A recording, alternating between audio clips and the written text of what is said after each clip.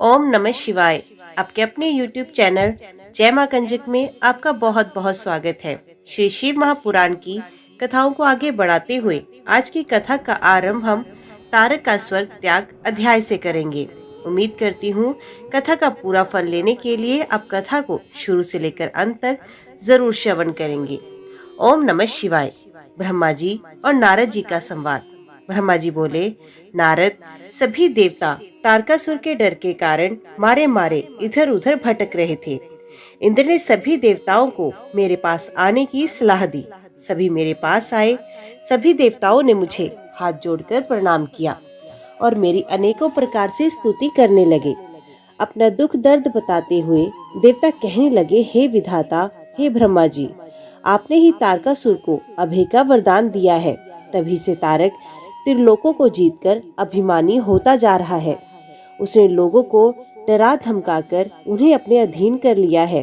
तारक ने स्वर्ग पर भी अपना अधिकार स्थापित कर लिया है और हम सभी को स्वर्ग से निकाल दिया है। उसने इंद्र के सिंहासन पर भी अपना अधिकार कर लिया है। अब उसके आदेश से उसके असुर हमारे प्राणों के प्यासे बनकर हमें ही ढूंढ रहे हैं। तभी हम अपने प्राणों की रक्षा करने के लिए आपकी शरण में आए हैं। हे प्रभु, हमारे दुखों को दूर कीजिए। देवताओं के कष्टों को सुनकर मुझे बहुत दुख हुआ और मैंने उन्हें सांत्वना देते हुए कहा, मैं इस संबंध में कुछ भी नहीं कर सकता, क्योंकि तारकासुर के घोर तप से प्रसन्न होकर ही मैंने उसे अतुल्य बलशाली होने का वर प्रदान किया था। परंतु उसने मंदात होकर सभी देवताओं और मनुष्यों को प्रताड़ित किया है और उनकी संपत्तियों पर जबरदस्ती अपना अधिकार कर लिया है। इसलिए अब आप सभी इस बात से निश्चिंत रहिए कि एक दिन तारकासुर का विनाश अवश्य ही होगा। उसकी मृत्यु जरूर होगी, पर इस समय हम विवश हैं। इस समय तारक को मैं, विष्णु जी और शिव जी, इन तीनों में से कोई भी नहीं मार सकता, क्योंकि उसने मुझसे वर प्राप्त किया है कि उसका वध शिव के पुत्र द्वारा ही हो सकता है। इसलिए तुम सबको शिवजी के विवाह के पश्चात उनके पिता बनने तक प्रतीक्षा करनी ही पड़ेगी। प्रतीक्षा के अलावा अन्य कोई भी विकल्प नहीं है। ये सुनकर इंद्र सहित सभी देवता असमंजस में पड़ गए तथा पूछने लगे कि प्रभु महादेव जी की प्रिय पत्नी सती ने तो अपना शरीर योगा अग्नि में नष्ट कर दिया। अब वे कैसे और किससे विवाह करेंगे और ये कैसे संभव हो सकेगा? तब मैंने उन्हें बताया कि प्रजापति दक्ष की पुत्री और त्रिलोकीनाथ शिवजी की प्राण वल्लभा सती हिमालय पत्नी मैना के गर्भ से जन्म लेकर बड़ी हो चुकी है। उनका नाम पार्वती है।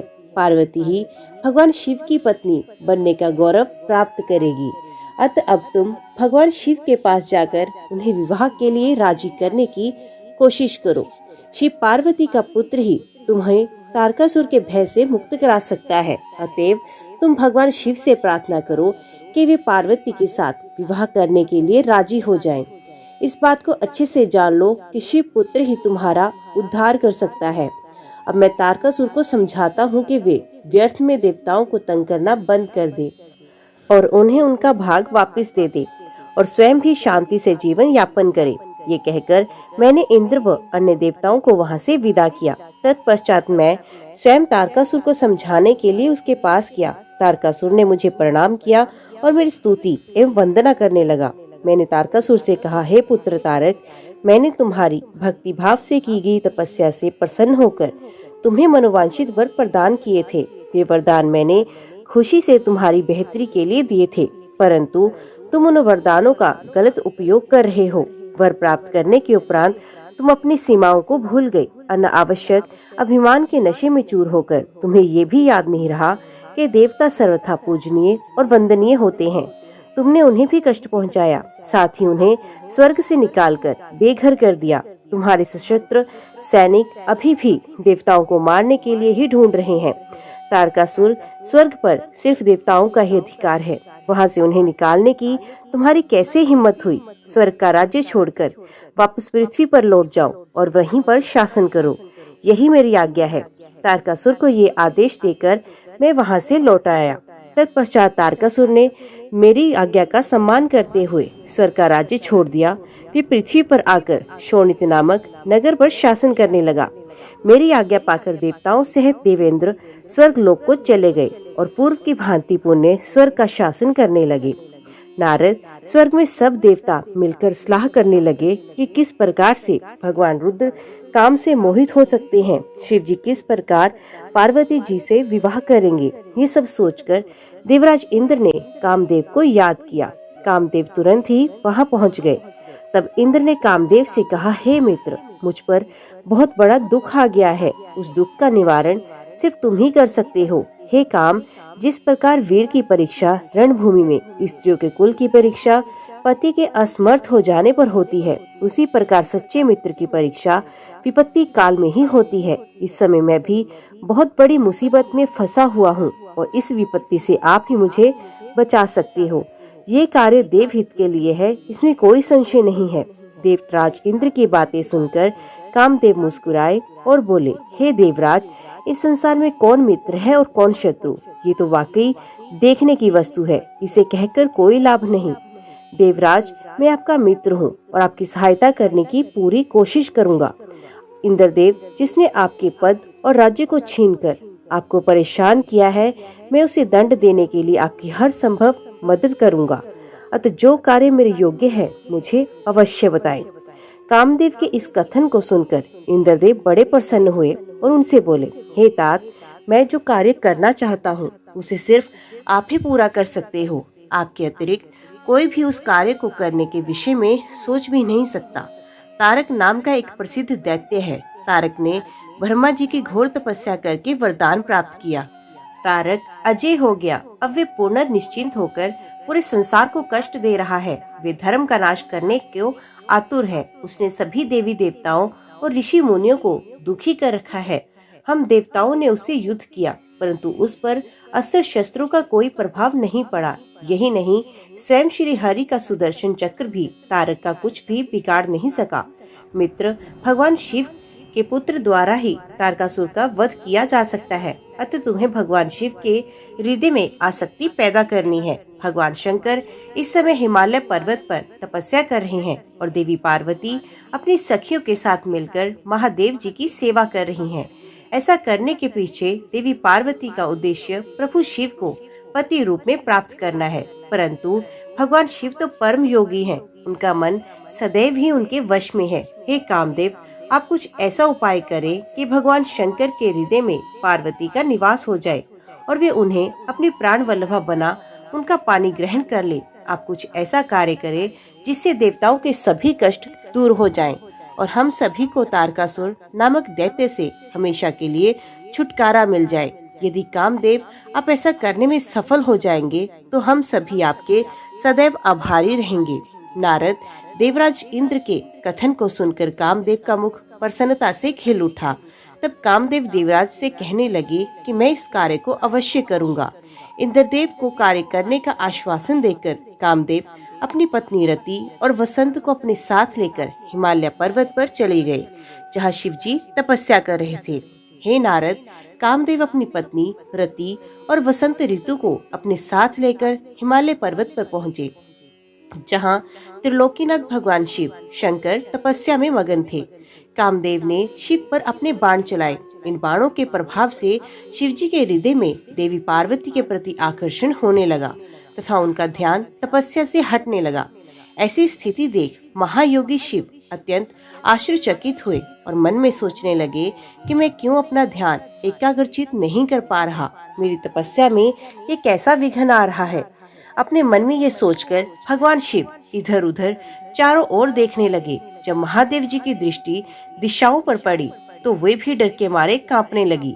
तभी भगवान शिव की दृष्टि सामने छिपे हुए कामदेव पर पड़ी। उस समय काम पुण्य बाण छोड़ने वाले थे। उन्हें देखते ही शिव जी को बहुत क्रोध आ गया। इतने में काम ने अपना बाण छोड़ दिया, परंतु क्रोधित हुए शिव जी पर उसका कोई प्रभाव नहीं हो सका।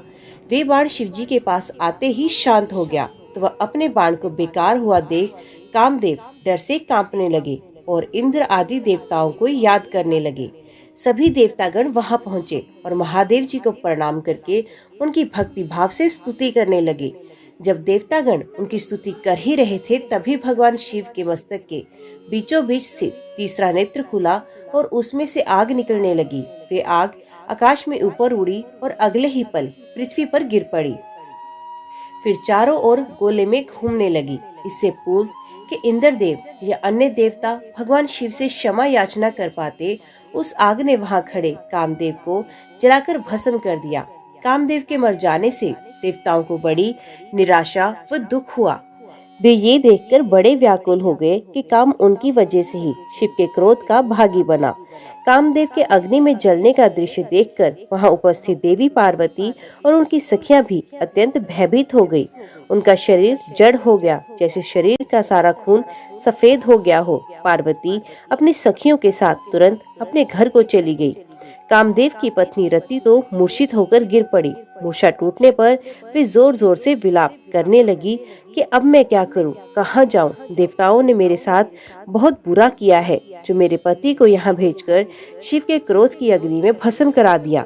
हे स्वामी, हे प्राण प्रिय, ये आपको क्या हो गया? इस प्रकार देवी रति रोती बिलखती हुई अपने सर के बालों को जोर से नोचने लगी। उनके करुण क्रंदन को सुनकर समस्त चराचर जीव भी अत्यंत दुखी हो गए। तत्पश्चात इंद्र आदि देवता वहां देवी रति को धैर्य देते हुए उन्हें समझाने लगे, हे देवी, आप अपने पति कामदेव के शरीर की भस्म का थोड़ा सा अंश अपने पास रख लो और अनावश्यक भय से मुक्त हो जाओ। त्रिलोकीनाथ करुणा निधान शिवजी अवश्य ही कामदेव को पुण्य जीवित कर देंगे, तब तुम्हें पुण्य कामदेव की प्राप्ति होगी। वैसे भी संसार में सब कुछ पूर्व निश्चित कर्मों के अनुसार ही होता है, अतः आप दुख को त्याग दें, भगवान शिव अवश्य ही कृपा करेंगे। इस प्रकार देवी रति को अनेक आश्वासन देकर सभी देवता शिव के पास गए और उन्हें प्रणाम करते हुए कहने लगे, हे भक्तवत्सल, हे त्रिलोकीनाथ, भगवान अब कामदेव के ऊपर किए हुए अपने क्रोध पर पुण्य विचार अवश्य करें। कामदेव ये कार्य अपने लिए नहीं कर रहे थे, इसमें उनका निजी स्वार्थ कतई नहीं था। हे भगवान, हम सभी तारकासुर के सताए हुए हैं। उसने हमारा राज्य छीनकर हमें स्वर्ग से निष्कासित कर दिया, इसलिए तारकासुर का विनाश करने के लिए ही कामदेव ने ये कार्य किया। अब कृपा करके अपने क्रोध को शांत करें और रोती बिलखती कामदेव की पत्नी रति को समझाने की कृपा करें, उसे सांत्वना दें, अन्यथा हम यही समझेंगे कि आप हम सभी देवताओं और मनुष्यों का संहार करना चाहते हैं। हे प्रभु, कृपा कर रति का शोक दूर करें। तब शिव बोले, हे देवगणों, हे ऋषियों, मेरे क्रोध के कारण मैंने कामदेव को अपने तीसरे नेत्र से भस्म किया है। जो कुछ हो गया है उसको बदला नहीं जा सकता, परंतु कामदेव का पुनर्जन्म अवश्य होगा। जब विष्णु भगवान श्री कृष्ण का अवतार लेंगे और रुक्मिणी को अपनी पत्नी के रूप में स्वीकारेंगे, तब देवी रुक्मिणी के गर्भ से श्री कृष्ण के पुत्र के रूप में कामदेव जन्म लेंगे। उस समय कामदेव प्रद्युम्न नाम से जाने जाएंगे। प्रद्युम्न के जन्म के तुरंत बाद ही शंभर नाम का असुर उसका अपहरण करेगा और उसे समुद्र में फेंकेगा। रति, तब तक तुम्हें शंभर के नगर में ही निवास करना होगा। वहीं पर तुम्हें अपने पति कामदेव की प्रद्युम्न के रूप में प्राप्ति होगी। वहीं पर प्रद्युम्न के द्वारा शंभरासुर का वध होगा। भगवान शिव की बात सुनकर देवताओं ने प्रसन्नता पूर्वक उन्हें प्रणाम किया और बोले, हे देवादिदेव महादेव, करुणा निधान, आप कामदेव को जीवन दान दें और कामदेव के पुनर्जन्म तक देवी रति के प्राणों की रक्षा करें। देवताओं की ये बात सुनकर करुणा निधान भगवान शिव ने कहा, मैं कामदेव को अवश्य ही जीवित करूंगा। वे मेरा गण होकर आनंद पूर्वक जीवन व्यतीत करेगा। अब तुम सब निश्चिंत होकर अपने अपने धाम को जाओ। ऐसा कहकर महादेव जी वहां से अंतर्ध्यान हो गए। उनके कहे वचनों से देवताओं की सभी शंकाएं दूर हो गई। तत्पश्चात देवताओं ने कामदेव की पत्नी रति को अनेकों आश्वासन दिए और फिर अपने धाम को चले गए। देवी रति भी शिव आज्ञा के अनुसार शंभर नगर को चली गई और वहां पहुंचकर अपने प्रियतम के प्रकट होने की प्रतीक्षा करने लगी। हे नारद, जब भगवान शंकर ने अपना तीसरा नेत्र खोलकर उसकी अग्नि से कामदेव को भस्म कर दिया, तो इस त्रिलोक के सभी चराचर जीव डर के मारे कांपने लगे और भय मुक्ति और महादेव जी के क्रोध को शांत कराने के लिए मेरे पास बड़ी आशा के साथ आए। उन्होंने मुझे अपने कष्टों और दुखों से अवगत कराया। सब कुछ जानकर मैं भगवान शंकर के पास पहुंचा। वहां पहुंचकर मैंने देखा कि भगवान शंकर का क्रोध सातवें आसमान पर था। वे भयंकर क्रोध की अग्नि में जल रहे थे। मैंने उसे धधकती अग्नि को शिव जी की कृपा से अपने हाथ में पकड़ लिया और समुद्र के पास जा पहुंचा। मुझे अपने पास आया देखकर समुद्र ने पुरुष रूप धारण किया और मेरे पास आ गए और बोले, हे विधाता, हे ब्रह्मा जी, मैं आपकी क्या सेवा करूं? ये सुनकर ब्रह्मा जी कहने लगे, हे सागर, भगवान शिव शंकर ने अपने तीसरे नेत्र की अग्नि से कामदेव को भस्म कर दिया। इस क्रोधाग्नि से पूरा संसार जलकर राख हो सकता है। इसी कारण मैं इस क्रोधाग्नि को रोककर आपके पास ले आया हूँ। हे सिंधुराज, मेरी आपसे ये विनम्र प्रार्थना है कि सृष्टि के परले काल तक आप इसे अपने अंदर धारण करें। जब मैं आपसे इसे मुक्त कराने के लिए कहूँ, तभी आप इस शिव क्रोधाग्नि का त्याग करना। आपको ही इसे भोजन और जल प्रतिदिन देना होगा तथा इसे अपने पास धरोहर के रूप में सुरक्षित रखना होगा। इस प्रकार मेरे कहे अनुसार समुद्र ने क्रोधाग्नि को अपने अंदर धारण कर लिया। उसके समुद्र में प्रविष्ट होते समय पवन के साथ बड़े बड़े आग के गोलों के रूप में क्रोधा अग्नि समुद्र के पास धरोहर के रूप में सुरक्षित हो गई। तत्पश्चात मैं अपने लोक वापिस लौट आया। नारद, जब भगवान शिव ने अपना तीसरा नेत्र खोलकर उसकी अग्नि से कामदेव को भस्म किया, तब मैंने उस क्रोधाग्नि से भयभीत देवताओं सहित सभी प्राणियों को भय से मुक्त कराने के लिए उस अग्नि को शिव की आज्ञा से पकड़ लिया और उसे लेकर मैं समुद्र तट की ओर चल पड़ा। समुद्र को उस क्रोधाग्नि को सौंपकर मैं वापस अपने धाम लौट आया। तब पूरा जगत भय मुक्त होकर भैले की भांति प्रसन्न हो गया। नारद जी ने ब्रह्मा जी से पूछा, हे दयानिधे, आप मुझे ये बताएं कि कामदेव के भस्म हो जाने पर पार्वती देवी ने क्या किया? वे अपनी सखियों के साथ कहाँ गई? हे प्रभु, कृपया मुझे इस बारे में भी बताइए। ब्रह्मा जी बोले, भगवान शंकर के तीसरे नेत्र से उत्पन्न अग्नि ने जब कामदेव को जलाकर भस्म कर दिया, तब पूरा आकाश गूंजने लगा। ये दृश्य देखकर देवी पार्वती और उनकी सखियां डरकर अपने घर को चली गई। वहां पहुंचकर पार्वती जी ने सारा हाल अपने माता पिता को बताया, जिसे सुनकर उन्हें बड़ा आश्चर्य हुआ। अपनी पुत्री को विवल देखकर हिमालय को बहुत दुख हुआ। हिमालय ने पार्वती के आंसू को पोंछकर कहा, पार्वती, डरो मत, रो मत। तब हिमालय ने अपनी पुत्री को अनेकों प्रकार से सांत्वना दी। कामदेव को भस्म करने के उपरांत शिवजी वहां से अंतर ध्यान हो गए। तब शिवजी को वहां ना पाकर पार्वती अत्यंत व्याकुल हो गई। उनकी नींद और चैन जाते रहे। वे दुखी और बेचैन रहने लगी। उन्हें कहीं भी सुख शांति का अनुभव नहीं हो रहा था। तब उन्हें अपने रूप के प्रति भी शंका होती थी। पार्वती सोचती, क्यों मैंने अपनी सखियों द्वारा समझाने पर भी कभी ध्यान नहीं दिया। देवी पार्वती सोते जागते, खाते पीते, नहाते धोते, चलते फिरते और अपनी सखियों के साथ होते हुए भी सिर्फ महादेव जी का ही ध्यान और चिंतन करती थी।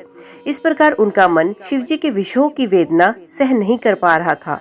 वे शारीरिक रूप से अपने पिता के घर और हृदय से भगवान शंकर के पास ही रहती थी। शोक में डूबी पार्वती बार बार मूर्छित हो जाती। इससे गिरिराज, हिमालय और उनकी पत्नी मैना देवी बहुत दुखी रहते थे। वे पार्वती को समझाने की बहुत कोशिश करते, परंतु पार्वती का ध्यान शिवजी की ओर से जरा भी नहीं हटता था। हे देव ऋषि नारद, एक दिन देवराज इंद्र की इच्छा से आप घूमते हुए हिमालय पर्वत पर आए। तब शैलराज हिमालय ने आपका बहुत आदर सत्कार किया और आपका कुशल मंगल पूछा। आपको उत्तम आसन पर बिठाकर हिमालय ने सारा वृतांत सुनाया। हिमालय ने बताया कि किस प्रकार पार्वती जी ने महादेव जी की सेवा आरंभ की। इसके बाद अपनी पुत्री के शिव पूजन से लेकर कामदेव के भस्म होने तक की सारी कथा आपको सुनाई। ये सब सुनकर अपने गिरिराज हिमालय से कहा कि आप भगवान शिव का भजन करें। तत्पश्चात हिमालय से विदा लेकर आप एकांत में गुमसुम बैठी देवी पार्वती के पास गए। तब उनका हित करने की इच्छा से आपने उन्हें इस प्रकार सत्य वचन कहे, हे पार्वती, तुम मेरी बातें ध्यान पूर्वक सुनो। तुम्हारी ये दशा देखकर ही मैं तुमसे ये बात कह रहा हूँ। तुमने हिमालय पर्वत पर पधारे महादेव जी की सेवा की, परंतु तुम्हारे मन में कहीं न कहीं अहंकार का वास हो गया था। शिव भक्त वत्सल है, वे अपने भक्तों पर सदैव अपनी कृपा दृष्टि बनाए रखते हैं। वे विरक्त और महायोगी हैं। तुम्हारे अंदर उत्पन्न हुए अभिमान को तोड़ने के लिए ही सदा शिव ने ऐसा किया है। अब तुम्हें उन्हें तपस्या द्वारा प्रसन्न करने का प्रयत्न करना चाहिए। तुम चिरकाल तक उत्तम भक्ति भाव से उनकी तपस्या करो। तुम्हारी तपस्या से प्रसन्न होकर महादेव जी निश्चय ही तुम्हें अपनी सहधर्मिणी बनाना स्वीकार करेंगे। यही शिव जी को पति रूप में प्राप्त करने का एकमात्र साधन है। हे नारद, आपकी ये बात सुनकर देवी शिवा हर्षित होते हुए इस प्रकार बोली, हे मुनि श्रेष्ठ, आप सब कुछ जानने वाले तथा इस जगत का उपकार करने वाले हैं, अतः आप शिव जी की आराधना के लिए मुझे कोई मंत्र प्रदान करें। तब आपने पार्वती को पंचाक्षर शिव मंत्र ओम नमः शिवाय का विधि पूर्वक उपदेश दिया। इसके प्रभाव का वर्णन करते हुए आपने कहा, ये मंत्र सब मंत्रों का राजा है और सभी कामनाओं को पूरा करने वाला है। ये मंत्र भगवान शिव को बहुत प्रिय है। ये साधक को भोग और मोक्ष प्रदान करता है। इस पंचाक्षर मंत्र का विधि पूर्वक व नियम पूर्वक जाप करने से शिव जी के साक्षात दर्शन होते हैं। देवी, इस मंत्र का विधि पूर्वक जाप करने से तुम्हारे आराध्य देव करुणा निधान भगवान शिव शीघ्र ही तुम्हारे समक्ष प्रकट हो जाएंगे और तुम शुद्ध हृदय से शिव जी के चरणों का चिंतन करती हुई इस महामंत्र का जाप करो। इससे तुम्हारे आराध्य देव संतुष्ट होकर तुम्हें दर्शन देंगे। अब देवी पार्वती, तुम इस मंत्र को जपते हुए शिव जी की तपस्या करो। इससे महादेव जी वश में हो जाते हैं। उत्तम भाव से की गई तपस्या से ही मनोवांछित फलों की प्राप्ति होती है। ब्रह्मा जी बोले, नारद, तुम भगवान शिव के प्रिय भक्त हो। तुम अपनी इच्छा अनुसार जगत में भ्रमण करते हो। तुमने देवी पार्वती को सभी को समझाकर देवताओं के हित का कार्य किया। तत्पश्चात तुम स्वर्ग लोक को चले गए। तुम्हारी बात सुनकर देवी पार्वती बहुत प्रसन्न हुई। हे नारद, जब तू पंचाक्षर मंत्र का उपदेश देकर उनके घर से चले गए तो देवी पार्वती मन ही मन बहुत प्रसन्न हुई, क्योंकि उन्हें महादेव जी को पति रूप में प्राप्त करने का साधन मिल गया था। वे जान गई थी कि त्रिलोकीनाथ भगवान शिव को सिर्फ उनकी तपस्या करके ही जीता जा सकता है। तब मन ही मन तपस्या करने का निश्चय करके पार्वती अपने पिता हिमराज और माता मैना से बोली कि मैं शिव की तपस्या करना चाहती हूँ। तब के द्वारा ही मेरे शरीर, स्वरूप, जन्म एवं वंश आदि की कृतकृत्या होगी। इसलिए आप मुझे तप करने की आज्ञा प्रदान करें। उनकी तप करने की बात सुनकर पिता हिमालय ने सहर्ष आज्ञा प्रदान की, परंतु माता मैना देवी ने उन्हें घर से दूर वनों में जाकर तपस्या करने से रोका। पार्वती को रोकते हुए मैना के मुंह से उमा शब्द निकले, तभी से उनका नाम उमा हो गया। पार्वती के हट के सामने मैना कुछ भी नहीं कर सकी। तब खुशी से उन्होंने पार्वती को तपस्या करने की आज्ञा प्रदान की। तत्पश्चात माता पिता की आज्ञा पाकर देवी पार्वती खुशी से मन में शिव जी का स्मरण करते हुए अपनी सखियों को साथ लेकर तपस्या करने के लिए चली गई। रास्ते में पार्वती ने सुंदर वस्त्रों का त्याग दिया तथा वल्कल और मृग चर्म को धारण किया। उत्तम वस्त्रों का त्याग करने के उपरांत देवी गंगोत्री नामक तीर्थ की ओर चल दी, जिस स्थान पर भगवान शंकर ने घोर तपस्या की थी, जहाँ शिव जी ने कामदेव को भस्म किया था। वे स्थान गंगा अवतरण तीर्थ के नाम से प्रसिद्ध है। वहीं पर देवी पार्वती ने तप करने का निश्चय किया। गौरी की यहाँ तपस्या करने से ही ये पर्वत गौरी शिखर के नाम से प्रसिद्ध हुआ। उस स्थान पर पार्वती ने अनेक फलों के वृक्ष लगाए। तत्पश्चात पृथ्वी को शुद्ध करके वेदी बनाकर अपनी इंद्रियों को वश में करके मन को एकाग्र कर कठिन तपस्या करनी आरंभ की। ऐसी तपस्या ऋषि मुनियों के लिए भी दुष्कर थी। भयंकर गर्मी के दिनों में पार्वती अपने चारों ओर अग्नि जलाकर बीच में बैठकर ओम नमः शिवाय का जाप करती। वर्षा ऋतु में वे किसी चट्टान पर अथवा वेदी पर बैठकर निरंतर जलधारा से भीगती रहती, शांत भाव से मंत्र जप करती। सर्दियों में बिना कुछ खाए ठंडे जल में बैठकर पंचाक्षर मंत्र का जाप करती। कभी कभी तो वे पूरी रात बर्फ की चट्टान में बैठकर ध्यान करती। सब कुछ भूल कर वे भगवान शिव के ध्यान में मगन होकर उनका ध्यान करती रहती। समय मिलने पर अपने द्वारा लगाए गए वृक्षों को पानी देती। शुद्ध हृदय वाली पार्वती आंधी तूफान, कड़ाके की सर्दी, मूसलाधार वर्षा तथा तेज धूप की परवाह किए बिना निरंतर मनोवांछित फलों के दाता भगवान शिव का ध्यान करती रहती। उन पर अनेक प्रकार के कष्ट आए, परंतु उनका मन शिव जी के चरणों में ही लगा रहा।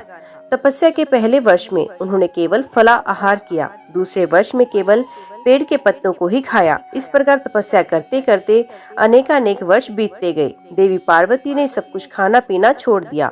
अब वे केवल निराहार रहकर ही शिव जी की आराधना करती थी। तब भोजन हेतु प्रण का भी त्याग कर देने के कारण देवताओं ने उन्हें अपर्णा नाम दिया। तत्पश्चात देवी पार्वती एक पैर पर खड़ी होकर ओम नमः शिवाय का जाप करने लगी। उनके शरीर पर वल्कल वस्त्र थे तथा मस्तक पर जटाएं थी। इस प्रकार उस तपोवन में भगवान शिव की तपस्या करते करते 3000 वर्ष बीत गए। 3000 वर्ष बीत जाने पर देवी पार्वती को चिंता सताने लगी। वे सोचने लगी, क्या इस समय महादेव जी ये नहीं जानते कि मैं उनके लिए ही तपस्या कर रही हूँ? फिर क्या कारण है वे मेरे पास अभी तक नहीं आए? वेदों की महिमा तो यही कहती है कि भगवान शंकर सर्वज्ञ, सर्वात्मा, सब कुछ जानने वाले, सभी ऐश्वर्यों को प्रदान करने वाले, सबके मन की बातों को सुनने वाले, मनोवांछित वस्तु प्रदान करने वाले तथा समस्त दुखों को दूर करने वाले हैं। तब क्यों वे अपनी कृपा दृष्टि से मुझ दीन को कृतार्थ नहीं करते? मैंने अपनी सभी इच्छाओं और कामनाओं को त्याग कर अपना ध्यान भगवान शिव में लगाया है। भगवान, यदि मैंने पंचाक्षर मंत्र का भक्ति पूर्वक जाप किया है तो महादेव जी आप मुझ पर प्रसन्न हो। इस प्रकार हर समय पार्वती शिव जी के चरणों के ध्यान में मगन ही रहती। जगदम्बा माँ का साक्षात अवतार देवी पार्वती की तपस्या परम आश्चर्यजनक थी। उनकी तपस्या सभी को मुग्ध कर देने वाली थी। उनके तप की महिमा के फलस्वरूप प्राणी और जानवर उनके ध्यान में बाधा नहीं बनते थे। उनकी तपस्या के परिणाम स्वरूप वहाँ का वातावरण बड़ा मनोरम हो गया था। वृक्ष सदा फलों से लदे रहते, विभिन्न प्रकार के सुंदर सुगंधित फूल हर समय वहाँ खिले रहते। वे स्थान कैलाश पर्वत की सी शोभा पा रहा था तथा पार्वती की तपस्या की सिद्धि का साकार रूप बन गया था। नारद भगवान शिव को पति रूप में प्राप्त करने के लिए पार्वती को तपस्या करते करते अनेक वर्ष बीत गए, परंतु भगवान शिव ने उन्हें वरदान तो दूर अपने दर्शन तक नहीं दिए। तब पार्वती के पिता हिमाचल, उनकी माता मैना और मेरू एवं मंदराचल ने आकर पार्वती को बहुत समझाया तथा उनसे वापस घर लौटने के लिए अनुरोध भी किया। तब उन सबकी बात सुनकर देवी पार्वती ने विनम्रता पूर्वक कहा, हे पिताजी, हे माताजी, क्या आप लोगों ने मेरे द्वारा की गई प्रतिज्ञा को भुला दिया है? मैं भगवान शिव को अवश्य ही अपनी तपस्या द्वारा प्राप्त करूंगी। आप निश्चिंत होकर अपने घर लौट जाएं। इसी स्थान पर महादेव जी ने क्रोधित होकर कामदेव को भस्म किया था और वनों को अपनी क्रोधाग्नि में भस्म कर दिया। उन त्रिलोकीनाथ भगवान शंकर को मैं अपनी तपस्या द्वारा यहाँ बुलाऊंगी। आप सभी ये जानते हैं कि भक्त वत्सल भगवान शिव तो केवल भक्ति से ही वश में किए जा सकते हैं। अपने माता पिता और भाइयों से ये वचन कहकर देवी पार्वती चुप हो गई। उन्हें समझाने आए उनके सभी परिजन उनकी प्रशंसा करते हुए वापस घर लौट गए। अपने माता पिता के लौटने के पश्चात देवी पार्वती दुगने उत्साह के साथ पुण्य तपस्या करने में लीन हो गई। उनकी अद्भुत तपस्या को देखकर सभी देवता, असुर, मनुष्य, मुनि आदि सभी चराचर प्राणियों सहित पूरा त्रिलोक संतप्त हो गया।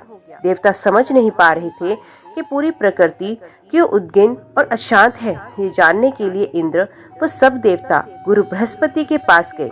तत्पश्चात वे सब भी मुझ विधाता की शरण में सुमेरु पर्वत पर पहुँचे। वहां पहुंचकर उन्होंने मुझे हाथ जोड़कर प्रणाम किया तथा मेरी स्तुति की। तब वे मुझसे पूछने लगे, हे प्रभु, इस जगत के संतृप्त होने का क्या कारण है? उनका ये प्रश्न सुनकर मैंने त्रिलोकीनाथ भगवान शिव के चरणों का ध्यान करते हुए जान लिया कि जगत में उत्पन्न हुआ दाह देवी पार्वती द्वारा की गई तपस्या का ही परिणाम है। सब कुछ जान लेने के उपरांत मैं इस बात को श्री हरि विष्णु को बताने के लिए देवताओं के साथ क्षीर सागर को गया। वहाँ श्री हरि सुखद आसन पर विराजमान थे। मुझ सहित सभी देवताओं ने विष्णु जी को प्रणाम कर उनकी स्तुति करना आरंभ किया। तत्पश्चात मैंने श्री हरि से कहा, हे हरि, देवी पार्वती ने उग्र तप से संतृप्त होकर हम सभी आपकी शरण में आए हैं। हम सबकी रक्षा कीजिए। भगवान, हमें बचाइए। हमारी करुण पुकार सुनकर शेषशैया पर बैठे श्री हरि बोले, आज मैंने देवी पार्वती की इस घोर तपस्या का रहस्य जान लिया है, परंतु उनकी इच्छा को पूरा करना हमारे वश की बात नहीं है। अतः हम सब मिलकर त्रिलोकीनाथ भगवान शिव के पास चलते हैं। केवल वे ही हैं जो हमें इस विकट स्थिति से उबार सकते हैं। देवी पार्वती तपस्या के माध्यम से भगवान शिव को पति रूप में प्राप्त करना चाहती हैं। इसलिए भगवान शिव से ये प्रार्थना करनी चाहिए कि देवी पार्वती से विधिवत विवाह करें।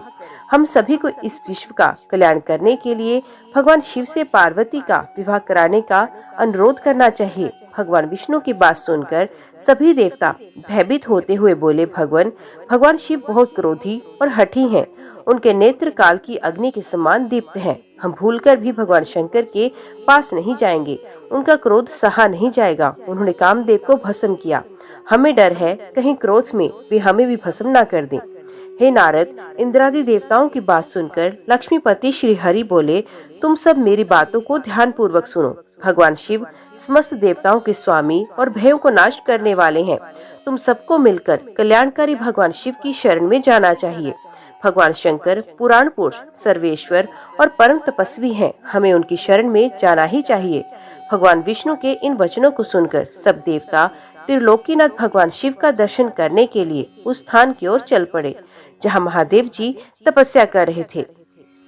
उस मार्ग में ही देवी पार्वती उत्तम तपस्या में लीन थी। उनके तप को देखकर सभी देवताओं ने प्रसन्नता पूर्वक उन्हें हाथ जोड़कर प्रणाम किया।